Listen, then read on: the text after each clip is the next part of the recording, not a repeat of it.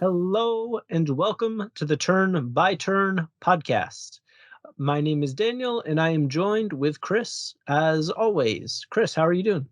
I am doing great tonight. This is a very Daniel fronted episode, and I don't totally know where we're going to go with it. So I am just as excited as you guys are. Yes, this is an episode that I had the idea for.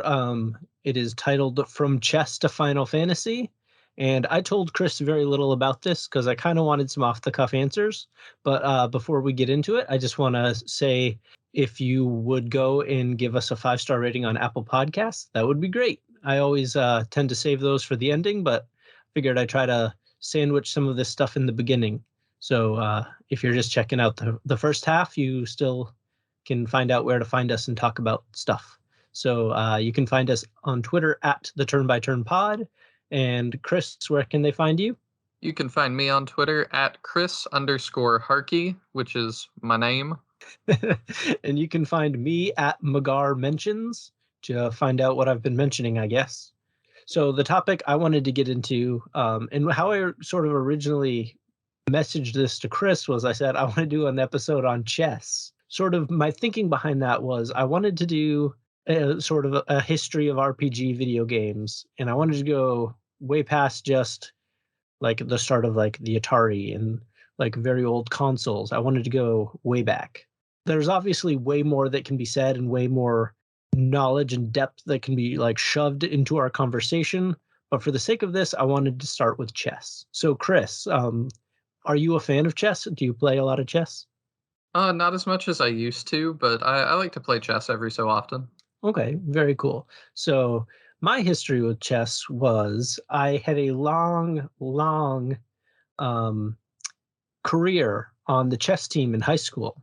I went to 3 matches and I lost 8 times. And I lost to someone who had only played 3 times and an 8th grader when I was a junior. So my history with chess is generally terrible. I am absolutely horrible at chess. So you'd think, why would I be that interested in talking about it? And I think it's because it's sort of the foundation of the stuff I really like. I'll interject and say it wasn't chess, but I did have a similar experience with the game Go. I don't know if you're familiar with that one. No, what's Go about? Yes, Go is an ancient Chinese game, very similar to chess, where you put rocks on a board, either black or white, and it's all about controlling territories. You surround your opponent's pieces, and when you eventually surround a box and there's no way out, that is when you take territory. So it's sort of like chess, but I played Go at a club in middle school a lot. And so that was kind of my strategy board game fill for those years of my life. Hmm. So even though I was terrible at it, I really loved playing chess with my dad. So we'd always play chess, and I'd always lose. But like eventually, and this was after my horrific chess team experience. I finally did beat my dad, and that felt like some weird sense of accomplishment. But I never sort of tied it back into like RPG video games. Kind of doing some like homework on the subject, like a more well-known RPG designer named John Wick, which is actually like that's his name. Uh, No relation to the character played by Keanu Reeves.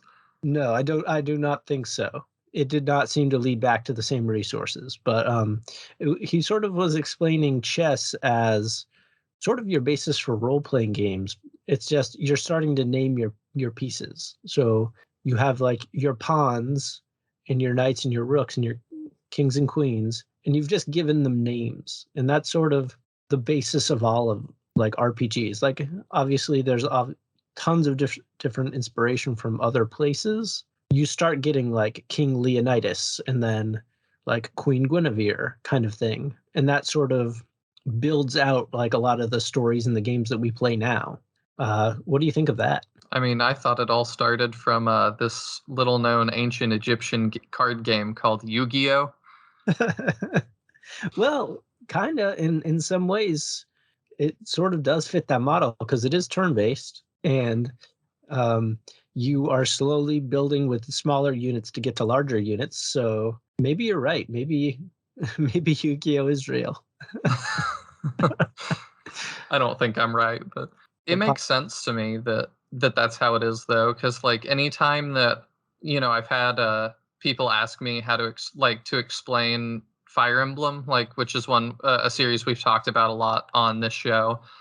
Anytime somebody asks me to explain what Fire Emblem is, I essentially say it's like chess, but your pieces all have names, and when you lose a piece, you don't get it back for the entire rest of the campaign. Mhm. And I think another factor, so that we will be talking Fire Emblem and Shining Force and sort of your tactical maps RPGs, because that's like basically just chess, like Chris was saying. You have square grid, you have like a grid that might be in a forest or in a castle or a sand pit or whatever it might be. And you do have those pawns, and your pawns can, if they get to that back row, they can become whatever piece you'd like them to be. So it sort of has that like same promotional element that like Fire Emblem and Shining Force have, where you start off a lord and you can become like a sword master kind of idea. And I think that sort of bridges that gap of how like easy it is to like get from like chess to that turn-based sort of format with like your Fire Emblems and your Shining Forces. Are you familiar with Tactics Ogre at all? A little bit, not a ton. I've not played any of them, but that's a series that's always looked interesting to me and like just been one that I've looked at. Yeah. And that's just like another where you have like your job promotions that lead to like the next sort of evolution of what your character is. So sticking with like that chess model, you have even more sort of like adding elements to chess to make it like more interesting. So with like your TRPGs, you have turn meter, and you might be able to move 15 spaces, and then like maybe like a tank character might only be able to move like 6 spaces. So it's just sort of like more and more chess. And like as they continue to release these like tactical map games, like they add in more and more sort of elements of like different like stat things. Like I know I just started playing Triangle Strategy. Like way like comparing it to Shining Force, it has way more options of like different attacks, different like stats and things that grow, different like level up systems. So it just becomes like more and more sophisticated chess. But at kind of the end of the day, it's still basically chess. Does that does that fit? Does that sound Yeah, it all makes sense to me that it's just sort of people had the idea of like, what if your chess pieces were named and then started retaining some sort of experience to like have stats and growths that were maintained over longer periods of time, and it all makes sense, I think. yeah, and I think that's sort of what leads to your tabletop RPGs. So just in our case, we're saying it sort of started with chess. Like obviously there's many things that lead to creation, but for our sake, we're starting with chess. So So one other thing I wanted to talk about that I think we'd be remiss to not talk about in discussing things like chess and these old school games is their military significance, like mhm. their real world military significance, because it's been for ages that people have played games like chess, not always exactly chess, but games like chess and Go and Shogi, all of these tabletop games that are very much military simulation kind of things. And it was seen as a way to develop your strategic mind for real world combat scenarios. And I find it really interesting that that's kind of been abandoned somewhat in the modern day, but not entirely. It's not something that I think we think about as much in the modern day. And so I think that's really interesting that that is still a valid way to train people for things, to hone a strategic mind and to role play different things. And I know it also wasn't popular, and I get why. I think games are a great way to have things thrown at you, and you very much like Fire Emblem have to, or any other RPG really, you've got to make decisions based on what resources you have available and everything you know about your objective. And so, regardless of how you feel about any of these different groups, I think we can all agree that it's still really interesting that gaming can still serve this sort of purpose today, even though we don't really talk about it so much. And a lot of it is very hush hush these days. Hmm. I What immediately jumped to my mind was Flight Simulator. Yes, absolutely. Like perfect example. Yeah, yeah. I've heard of I don't know if I've heard of people learning to fly as much from Flight Simulator, but you see articles all the time about like, 8-year-old took the car to McDonald's. When asked how he knew how to drive, he says GTA. And it's people are like, "What?" But like seriously, you can practice these things in a gaming space, and it really can help you figure these things out. I think that there's probably a whole generation now too of architects that were inspired by things like Minecraft. Because games do have the ability to foster like a learning attitude, whether it's sort of like a head fake where it's like I'm teaching you without like telling you I'm teaching you, or like straight up this is how you do things in the real world and this is how it translates. Yeah, I think so, and it really does make sense to me that somebody could, be playing chess and then be like, "Oh, this is, I can see why Fire Emblem would appeal to me." And then when they get older, it's like, "Well, do you want to actually serve in a military and make these, really make these calls?" And everything is on permanent mode. I know. um, but I can see how that would happen and how people for, again, hundreds of years from all sorts of cultures. I mean, maybe thousands of years from all sorts of cultures, Western, Eastern, have felt like chess or role playing games is the way to get started into all that. From there, people started developing tabletop games or like pen and paper games where you'd sort of one person would sort of hold the story and sort of reveal it to the other through basically like Dungeons and Dragons type stuff. Have you ever done a lot of Dungeons and Dragons type things?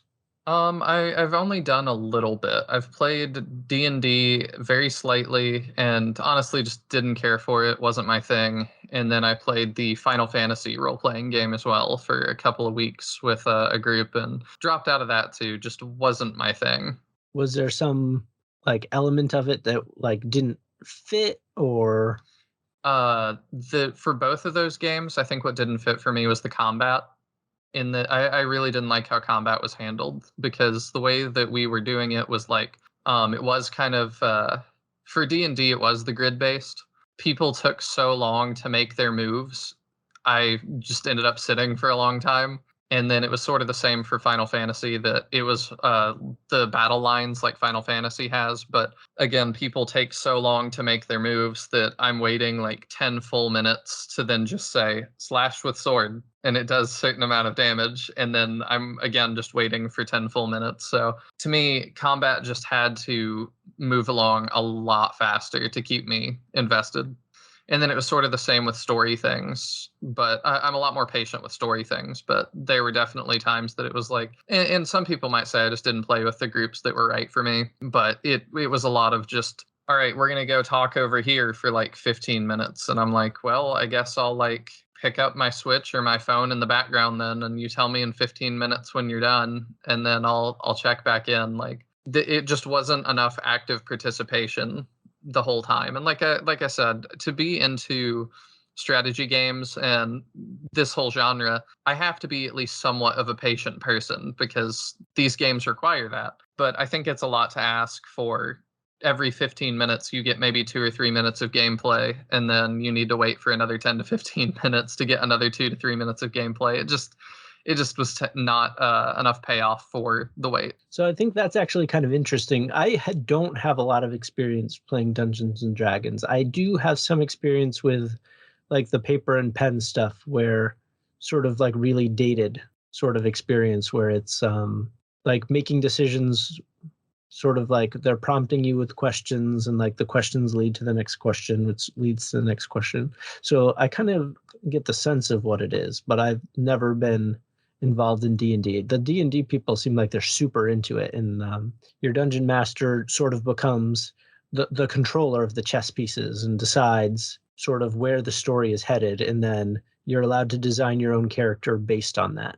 Yeah, it really depends based on who your DM is. Like, I would say the best ones can let you go in whatever direction you want, and they're going to be creative enough to come up with a story on the fly to keep you going, or be smart enough to corral you into whatever story they had in mind seamlessly without you realizing that, this was always going to be the end goal. It is a very hard job, I think, and it requires a lot of creativity and a lot of writing on the fly.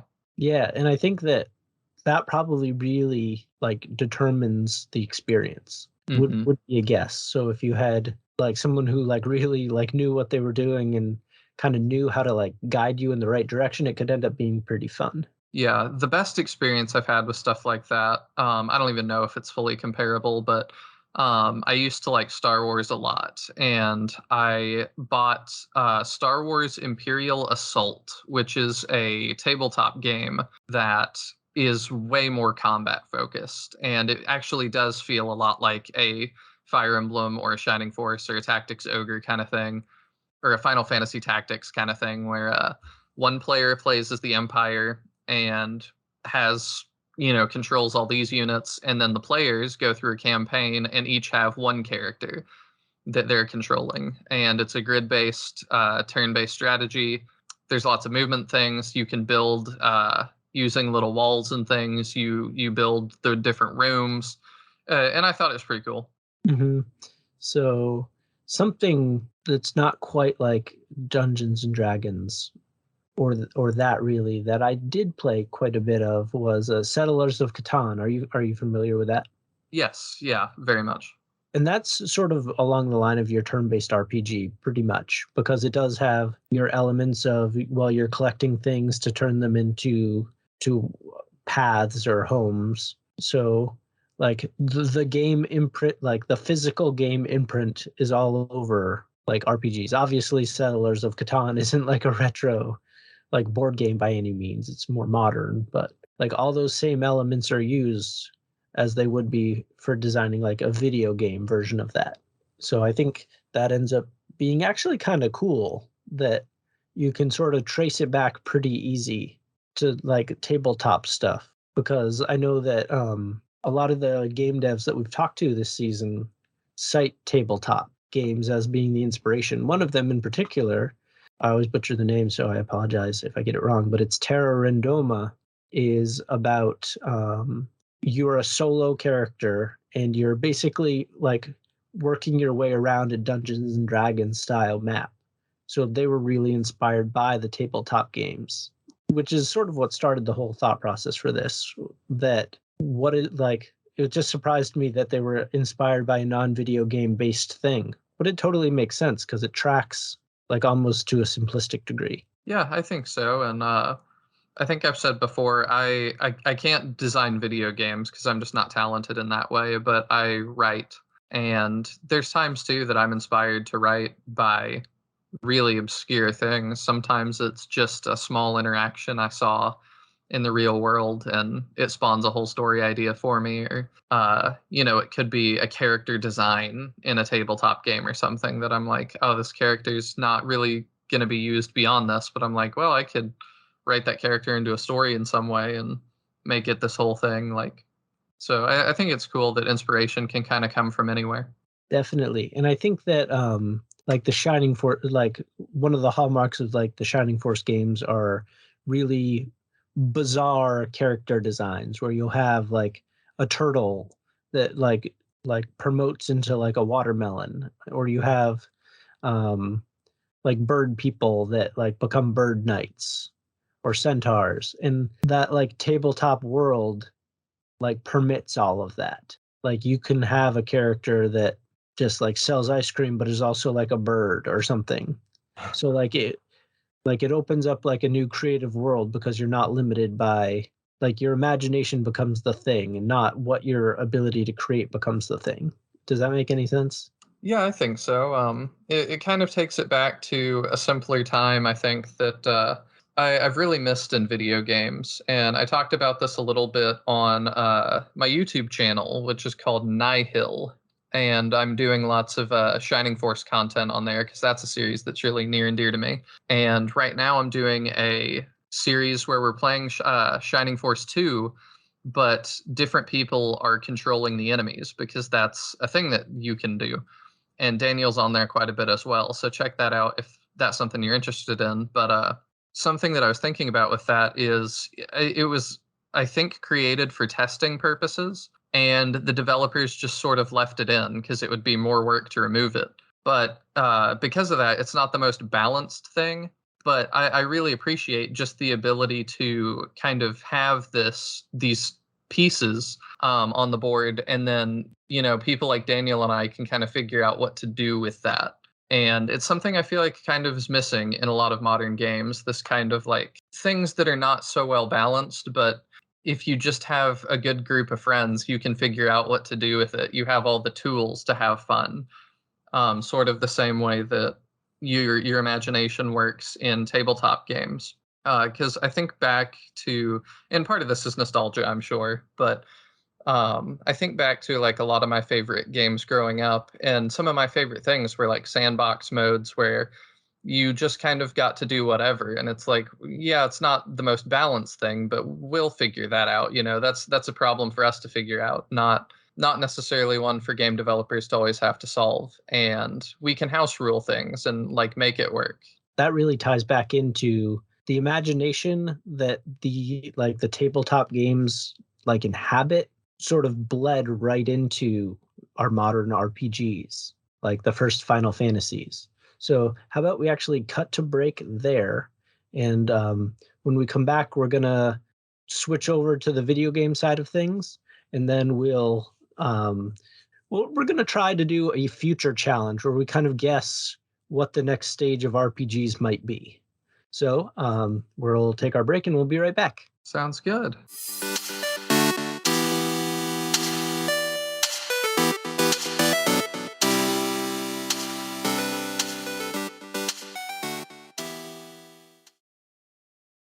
Hey there, podcast listeners. I am David. And I'm Kate. And together we host a podcast that you might be interested in if you like The Legend of Zelda. There are lots of awesome podcasts out there and a lot of awesome Zelda podcasts out there. That's right, Kate, and we are another one of them. In fact, that is the name of our show, Another Zelda Podcast. And in our show in particular, we talk about some of our favorite dungeons, characters, boss battles. We do a couple top 10 lists here and there. We have some deep dive episodes, and we even pepper in a couple quiz episodes.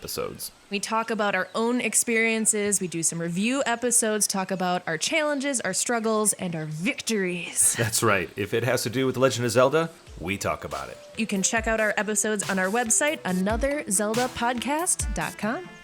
You can find us on Apple Podcasts, Spotify, Google Podcasts, and a lot of the other podcast services that are out there. And you can also check out our episodes on our website, anotherzeldapodcast.com. All right, we will see you there. Okay, bye.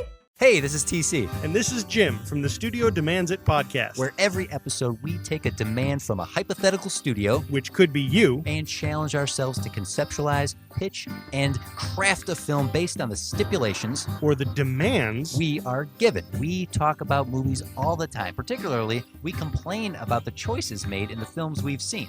We're nerds like that. And, of course, like any good nerd does, we automatically assume that we could do better. Even with the demands and restrictions that clearly must have been put on by a production. So head on over to studiodemandsit.com and listen to our previous library of episodes.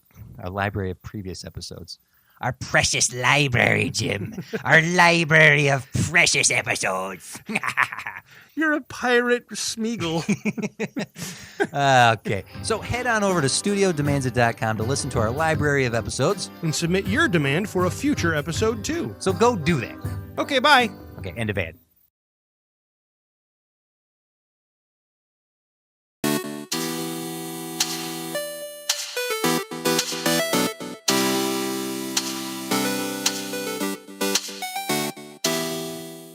Hello, and we are back from our break.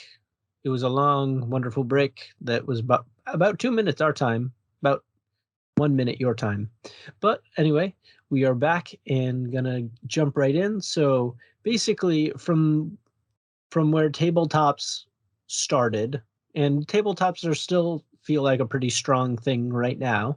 There's people that develop like mass ones, like D&D campaigns that you can purchase and go through. And then there's a lot of like, I think, indie people that are developing their own and like creating them on the go, like on the stop. They'll have, I hear a lot of people get together now and just kind of make them up on the spot. They have like one night a week where they meet and just play. And I think that's super interesting because it leans into that like imagination piece. I think so. I've got one friend that is DMing an entire campaign, and the whole story is about archaeology, and all of the player characters are archaeologists. And I was like, how do you make that interesting for week after week after week? And he's told me some of the stories of their exploits and stuff, and actually sounds very interesting. They're all doing a really good job. Is it so? I'm curious, so I'm gonna ask a little more. Is it set in our world or another world? No, definitely like heavily fantasy based. See, that is super interesting to me because then you have to develop like up to like trillions of years worth of lore and monsters and different like kingdoms and things to unearth. So I think that could end up being like super cool, actually. Yeah, and I think he's a very good DM because he is able to, like I said in part one of this episode, adjusting on the fly and keeping things moving. One of my favorite stories of exploits he's told me was his players all ended up in this church that's considered like sacred. So all of the players, their goal is to unearth these remains for archaeology reasons, to study, that are buried beneath the church. But because the church is sacred ground, you can't just go digging willy-nilly and destroy this whole thing. So his plan was, if you go into like the church's mausoleum in the basement, there is a coffin down there that has a hollow bottom to it. And if you open that, there's like a secret passage that leads to sort of the catacombs. And he was like, yeah, I'm sure my players will figure this out with enough time. Well, they didn't figure it out, and he's not helping them out really. So they started like trying to petition the local governor to like overturn the pastor's or the priest's rights to not have them dig, in like the interest of the nation or something. And so it became this like whole bureaucratic thing where then they're going on side quests to try and prove the validity of their claim to this. And he was like, man, I thought this was going to be like a maybe half a session sort of plot line, and it's turned into like a 2-week plot line that with them going on all these side quests and trying to brute force it in ways that I did not even consider. And I think as Fire Emblem fans, we're sort of accustomed to like large overarching narratives that to some extent don't make factual sense if you sort of really dig into it. So like there is like some level of imagination that we're used to, which sort of leads to that like tabletop, well, like it was easy as going through the door, but we decided to go like build a bridge across through the window and skip the bridge sort of idea. So Yeah, I still think the biggest instance of me having to use my imagination in Fire Emblem is usually when a character like Roy says, or Ike says, we're moving in with our army. And then we load into the map and there's 12 of us. And it's like, yeah, we have like our whole army. And I'm like, well, if I count the characters I'm not deploying, there's 30 of us. Does this count as an army? I'm not sure. it's sort of like a Marines army of one kind of thing. But I think Three Houses addresses that in a really funny way where you are one person, but like when you battle, there's like other people around, but they're just sort of cheering you on. They're not really. Yeah, it's a little bit weird, but it does help me in Three Houses at least, which we'll probably do an episode on at some point. I think that they do a lot of helping by just sort of insinuating that there's lots of you every battle in Three Houses I felt like is a snapshot of a bigger battle that's taking place, and there's lots of nameless soldiers all squabbling that I'm just not seeing, and they do a good job projecting that sort of aura to the player, I think. Yeah, and I think that even sort of feeds back to the chess because you have sort of all the pawns off doing their own thing, and then you have all your named characters like your king and your queen out in that one specific slice of battle. But I didn't mean for us to get super off topic. So you wanted to start sort of with JRPGs in a Yeah. more general sense.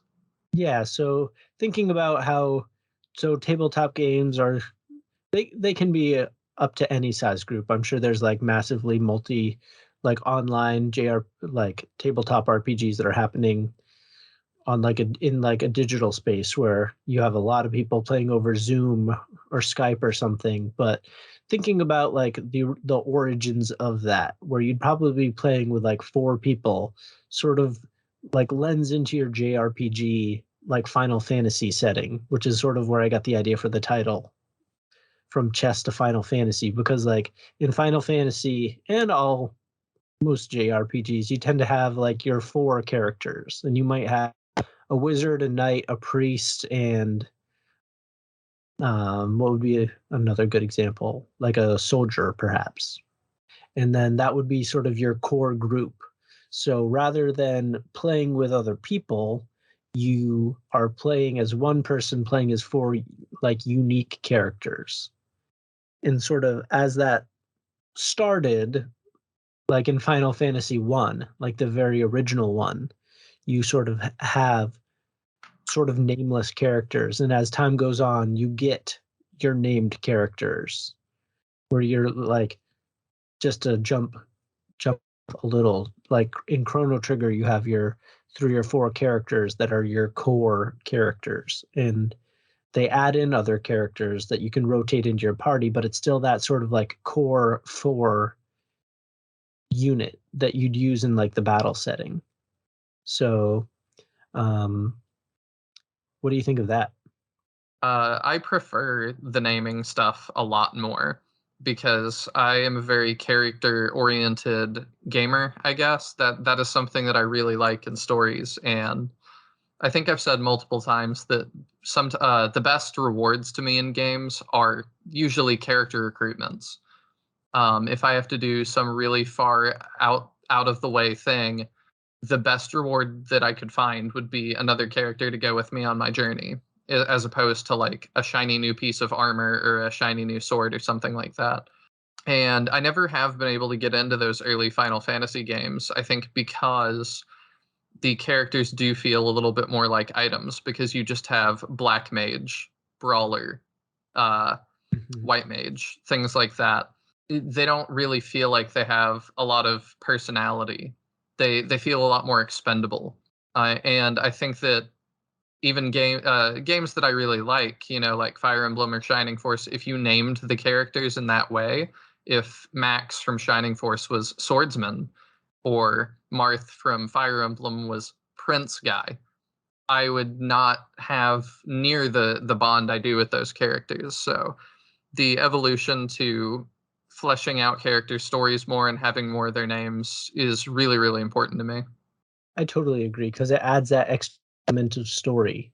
So you can tell a story with Black Mage and Brawler and Blue Mage and White Mage, but when you call them Carl, Steve, Doug, and Thomas, like it adds more stakes to it, whether there's more depth to the story or not, because you're thinking, oh, well, like Thomas died is means a little more than White Mage died.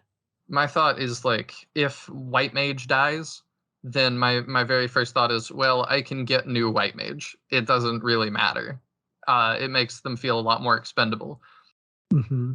And I think that's just pumped, like that, like creativity continues to pump. And now that you're in the digital space of games, like it opens it up even more. So like things that might not be possible for like a tabletop RPG can become possible through programming and code, if that makes sense.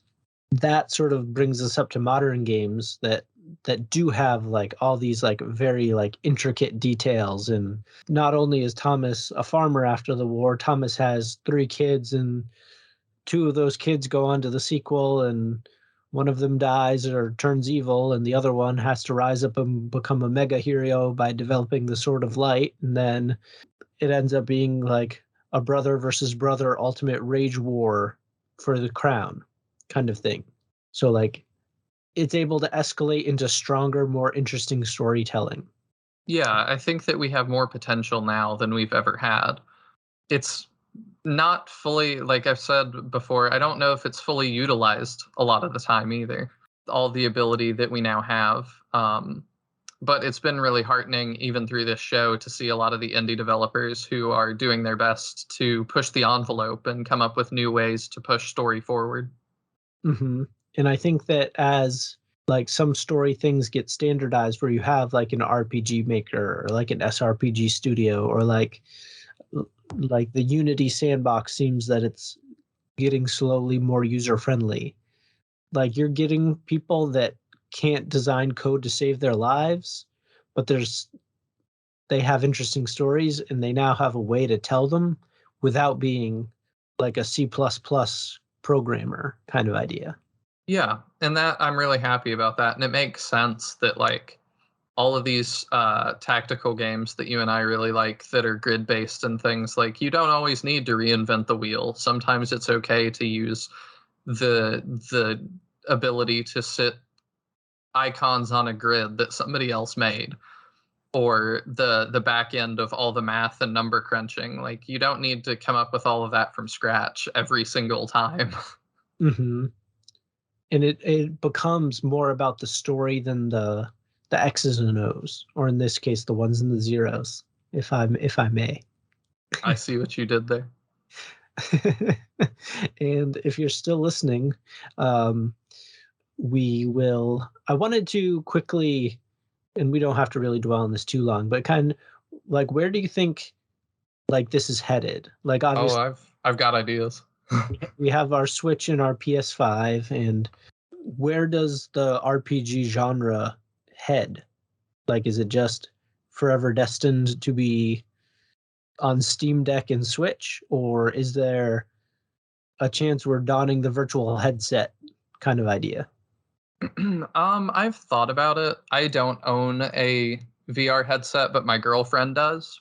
And so I've gotten to borrow one as much as I want and play around with it. And my honest opinion of VR is that I don't know that I would want to do all of this in VR. That was kind of something I thought about, because it really would be like, you can, like, but how much do you really want to play chess in VR? It just is kind of like, eh. It could be cool if I was like looking down at like a board that was not really there. Like, essentially, let me play Fire Emblem with the board taking up the entire table in front of me or something. That kind of thing could be really cool. But as for, is that necessary? I don't know that it's ever going to be necessary. I think that we keep going to, there's one of two ways we can go. We can go back to being smaller, which I think is what a lot of indie developers are doing, and doing more smaller, focused, character-driven stories. And it's like, we're getting to where we're reusing the same, like I said, you don't have to come up with all the back end stuff all the time, but we're seeing a lot of that be recycled into creating multiple paths through the same game, or the same game on the same engine. I don't totally know what I'm trying to say here, but it's bothered me because they felt like not full games to me. I would much rather them just go back to creating a single cohesive experience. And so that's kind of changed my thinking on where we're going with this, in that we could just keep getting bigger and bigger and bigger. But if you're not able to fully realize that, I don't know that that's the way to go. And I think most companies, even massive multi-million-dollar companies like Nintendo, if they're having trouble realizing an RPG of that scope, I think we're going to have to turn back the wheel a little bit and get a little less ambitious in terms of the strategy games we like. In terms of like RPG genre as a whole, Final Fantasy 14 is absolutely killing it. And with sort of the fall of Blizzard, Activision Blizzard, and World of Warcraft, I think that Final Fantasy 14 is going to be here to stay for a really long time. I mean, WoW was dominant for like 20 years.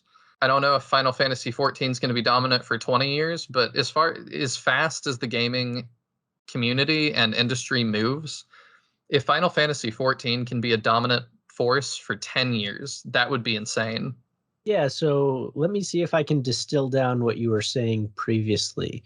So you're sort of saying that you don't see the like choose your own adventure sort of thing that a lot of RPGs are doing now, where it's sort of the ultimate like choice generator where you choose Dimitri or you choose Edelgard or you choose Claude. That like choose your own adventure element doesn't feel sustainable to you. Is that sort of what you're getting at?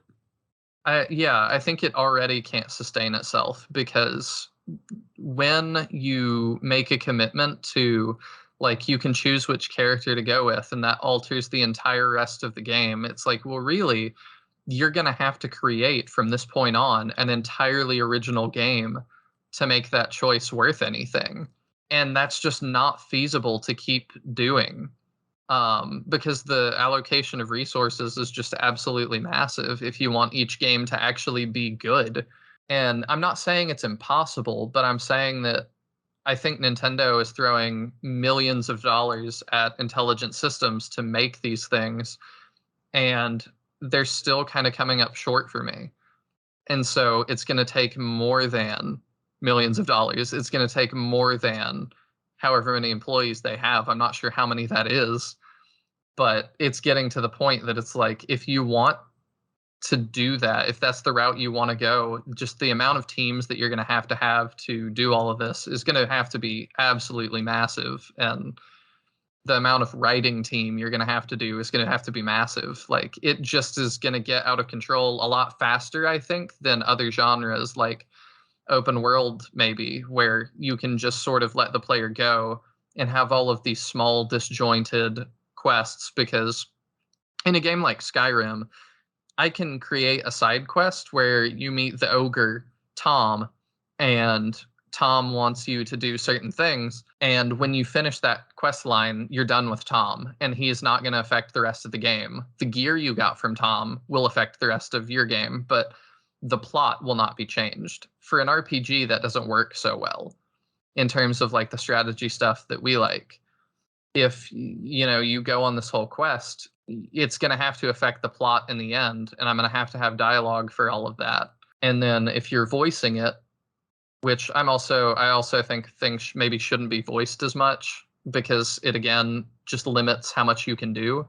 Because now you've added an entire another layer of, well, we've got to get the actors back in and we've got to voice act all of this, and then the returns are diminishing because you might never see it.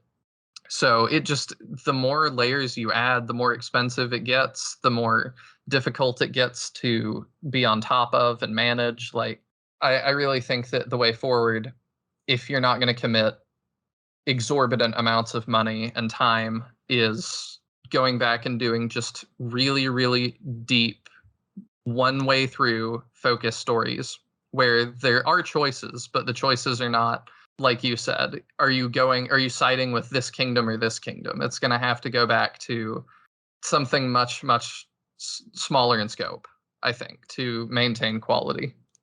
Yeah, and I think we're seeing that being bore out, like you were saying, in the indie scene, where it might take like 180, like sort of going back to our RPGs too long conversation, where it's, you might have like an RPG that takes you 180 hours to 100% complete it, but that's like a pretty big time commitment for a lot of people nowadays. But like if you were to play through like a 10-hour RPG, like you could probably play that in a modest amount of time, and maybe there's like another mode that'd be worth going through, but like the time commitment is less. So as like, I think the length of games could be a factor of the future in my head, that it's like, is Three Houses worth 300 hours of my time? I said yes and did it. So I'm a I, I'm different, but I know a lot of people are looking for shorter, get the experience and get out sort of experiences, and that totally makes sense because life is so busy.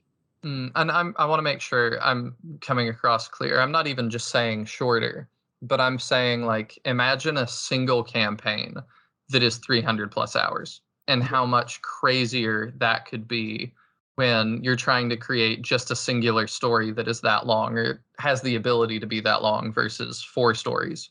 So rather than 4 stories that are 100 hours long, you want one story that's 300 hours long. Just Yeah. for example. Yeah, or however long. Like it doesn't have to be exactly that. I mean, games always, like movies or books, I always say should be as long as they need to be.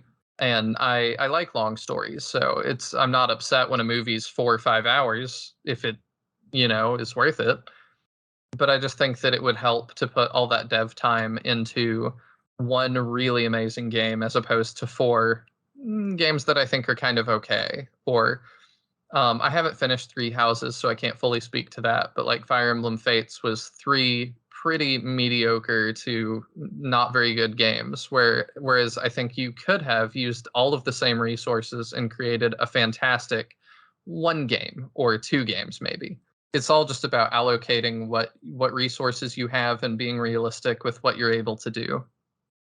We're sort of at the next sort of juncture of like, what is it next? So it was chess, and then that sort of evolved into tabletop games, and then that sort of evolved into your JRPG, 4 characters on a mission, and that sort of evolved into the army of 12 on a mission, and then what is the next thing that inspires the thing? I mean, instead of, saying I'm going to play The Lord of the Rings, The Two Towers for GameCube, you might, or I'm going to watch the movie, The Two Towers, or I'm going to read the book, The Two Towers. It might be, I'm going to go experience The Two Towers. And that might mean that you are, at some point, I mean, we're not there yet, obviously, but it might mean that you are holding a sword very much in the way that something like Sword Art Online depicts things, where you feel the sword, you feel the weight of the sword, and you are fighting in Helm's Deep in this grand battle with tons of other players or tons of other people. It's not quite right to say it's a game because it's not exactly what we've thought as a game. Like maybe you're even getting real exercise, and it's not quite a movie either. It's just some sort of new thing that we don't quite have a word for yet. The main sort of connection I wanted to think about was how chess sort of introduced us to the tactical map, tactical thinking, and then like tabletop sort of inspired. What if we took chess and made it super interesting and like added all these details?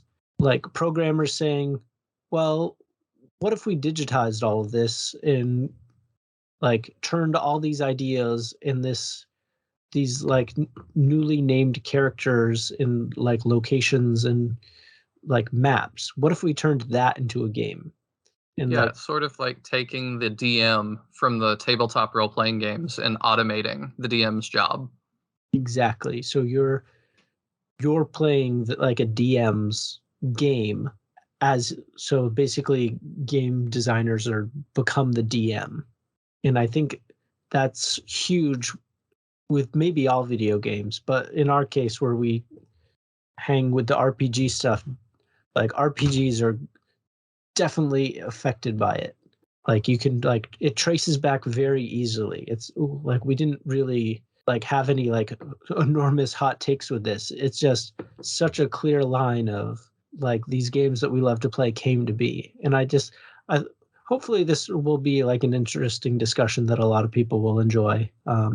No, I think it makes perfect sense. Like I always go back to I'm terrible at math. I'm really terrible at math. So for a DM behind a screen or behind anything to be like, well, normally when your warrior attacks this goblin, I need you to take your attack and add that to the sword's attack and then subtract it from the goblin's defense and his armor. And I need you to do that every time and then roll for accuracy and things like that. It's really nice when somebody with a computer goes, let me just do all that for you. You can push the attack button and all of that will be calculated for you. And you either hit or you don't. And I'll do all that for you. I'm always very happy for things like that. Yeah, and in the case of like RPG video games, it it individualizes the experience. So with like a tabletop game where you might have like 4 or 5 friends playing with you, like you can play the RPG on your own. Whether you have like a D&D group that you play with, you still get that experience of like setting out on a story. It's just a story kind of made for you specifically. And I think that's really cool. And hopefully everybody listening will agree. I would love to hear what other people think about this. It again, it's pretty straightforward, but yeah, we'll be back. We have a bunch of episodes coming up that are going to be pretty exciting that I'm excited to record and be a part of. And we appreciate everybody listening. You can, again, find us on Apple Podcasts at the Turn by Turn Podcast. 5-star review and a comment would be fantastic. And you can find us on Twitter at the Turn by Turn Pod. Chris, do you want to pitch yourself again? Where can they Sure. find you? You can find me on Twitter at Chris_Harkey. And probably the best way to leave comments for the show is on our Twitter account or on our YouTube. I actually do go check the comments there. And I know Danielle and I have talked about it a little bit, reading some of your comments on air and responding to them. But we don't have a lot to do that with yet. So if you leave a comment, there's a chance in the future that we'll talk about it on air. And it may even become a full episode. It might. But thank you, everybody, for listening. And we will talk to you soon. Bye. Bye.